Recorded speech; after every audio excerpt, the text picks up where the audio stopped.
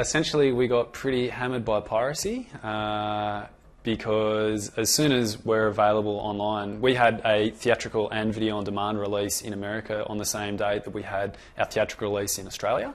Unfortunately, there's a theatrical window in Australia, so we have to wait, essentially 60 days before we can release on video on demand in Australia. So during that time, obviously, the Wyrmwood film has become available digitally to download, but there's no way to digitally download it in Australia and in other parts of the world. So as soon as it becomes available, generally people will use whatever means they can to get it. So as a result of that, we got pirated very heavily. We were in the top 10 in Pirate Bay out of all films in the world for about 2 weeks, which, for an upcoming bunch of filmmakers, it's very good exposure, but it also means that you get absolutely hammered when it comes to actually recouping some of the costs that have gone into the film.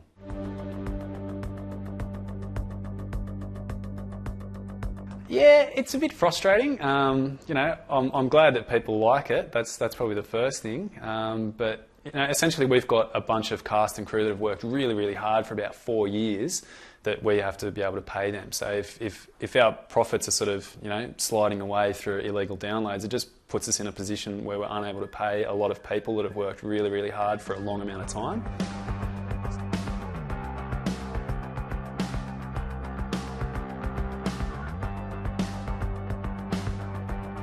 I think it's a step in the right direction. I think it's really, really good. Obviously, a lot of these websites are operating outside of Australia, and to get some sort of way to, I guess, put up some sort of jurisdiction around that and to stop piracy, I think it's a very good thing, yeah.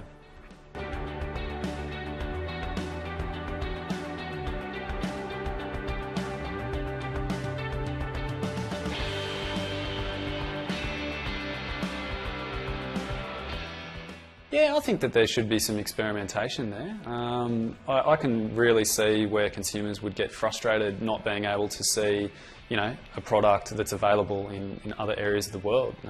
So, yeah, I think we should be probably looking at some sort of global release strategy. I think it makes a lot of sense, especially for Australians seeing Australian content. I don't think that they should have to wait for other countries to see it first. I can definitely see why that would frustrate people.